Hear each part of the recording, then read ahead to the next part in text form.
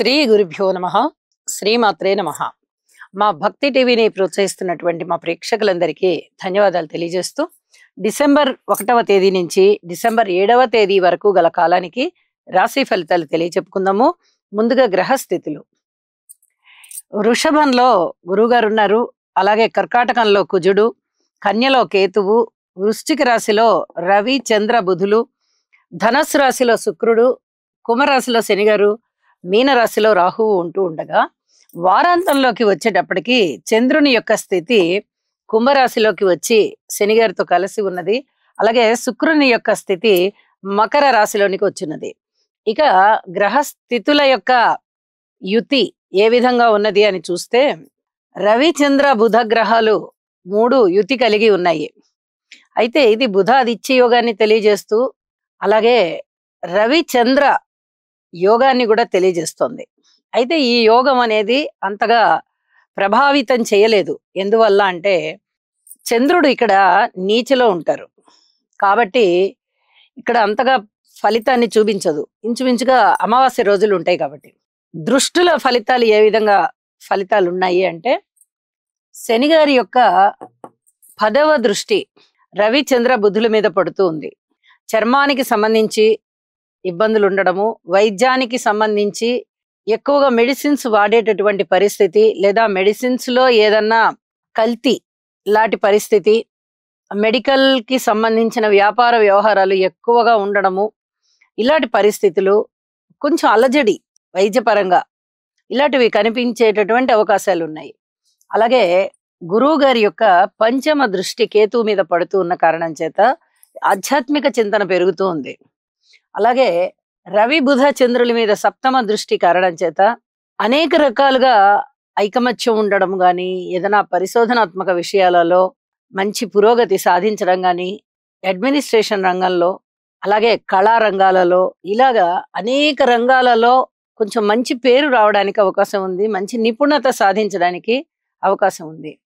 కుజుని యొక్క 8వ దృష్టి శనిగారి మీద ఉంటూ ఉన్న కారణం చేత ఇక్కడ కోర్టు కేసులు, రోడ్డు ప్రమాదాలు ఇలాంటివి కనిపిస్తూ ఉన్నాయి. ఇన్ని విషయాలలోనూ జాగ్రత్త తీసుకోవాలి. ఏ రాశి వారైనా కూడా నవగ్రహ స్తోత్రాల పారాయణం చేయడం ద్వారా చాలా చాలా మనశ్శాంతి పొందుతారు అని చెప్పి తెలియజేస్తూ ఉన్నాను. ఇక వారాంతంలోకి వెళ్ళేటప్పటికి కుజుని యొక్క దృష్టి శుక్రాచార్యుల వారి మీద పడుతోంది.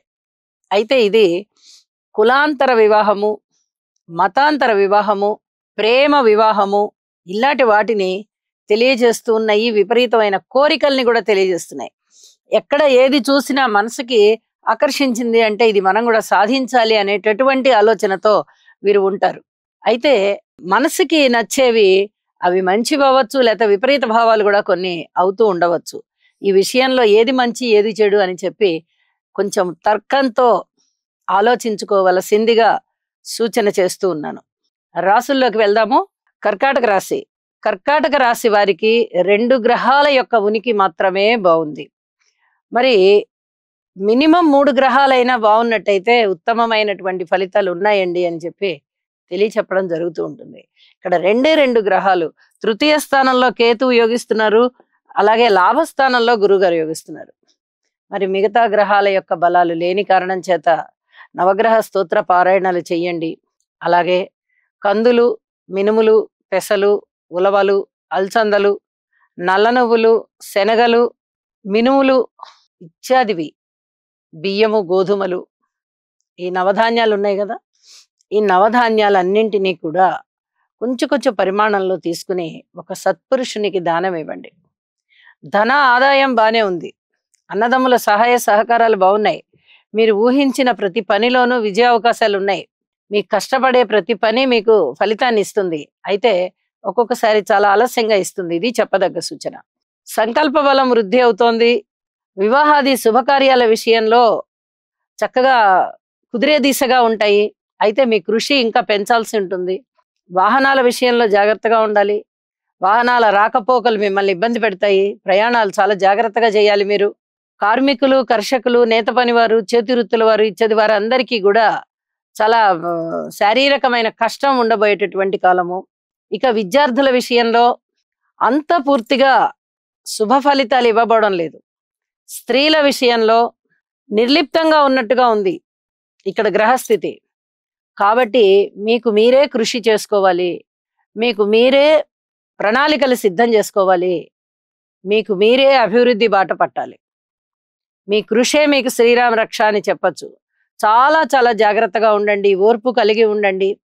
ఉద్యోగ జీవితంలో కానీ, వ్యాపార జీవితంలో కానీ, జీవిత భాగస్వామితో అయినా కానీ అతి జాగ్రత్తగా ప్రవర్తించుకుంటూ వెళ్ళండి అని చెప్పి మరీ సూచన చేస్తూ ఉన్నాను. ఇక రాజకీయ నాయకులు బాగున్నారు, పబ్లిక్ రిలేషన్స్ బాగున్నాయి.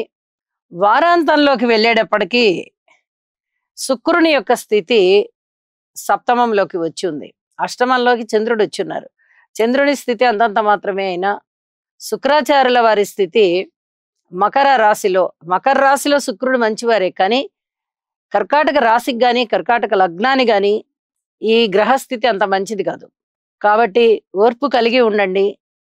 ఈ వివాహాది శుభకార్యాల విషయంలో, ముఖ్యంగా ప్రేమ వివాహాలు, కులాంతర వివాహాలు, మతాంతర వివాహాలు, ఇలాంటి వాటి విషయంలో అధిక జాగ్రత్తలు తీసుకుంటూ వెళ్ళండి. పెద్దలతో సంప్రదించండి, మీకు ముఖ్యమైన ఆంతరంగికులు ఎవరున్నారో వారితో సంప్రదించండి, లేకపోతే ఈ వివాహం విషయంలో ఇబ్బంది పడతారు అని చెప్పి తెలియచేస్తూ ఉన్నాను. గురుగ్రహ అనుకూలత కొరకు దేవానాం చ ఋషీణాం చ గురుం కాంచన సన్నిభం బుద్ధిమంతం త్రిలోకేశం తం నమామి బృహస్పతిం. ఓం హ్రాం హ్రీం హ్రౌం సహ బృహస్పతయే నమః. గురుగ్రహ అనుకూలత కొరకు దేవానాం చ ఋషీణాం చ గురుం కాంచన సన్నిభం బుద్ధిమంతం త్రిలోకేశం తం నమామి బృహస్పతిం. ఓం హ్రాం హ్రీం హ్రౌం సహ బృహస్పతయే నమః. గురుగ్రహ అనుకూలత కొరకు దేవానాం చ ఋషీణాం చ గురుం కాంచన సన్నిభం బుద్ధిమంతం త్రిలోకేశం తం నమామి బృహస్పతిం. ఓం హ్రాం హ్రీం హ్రౌం సహ బృహస్పతయే నమః.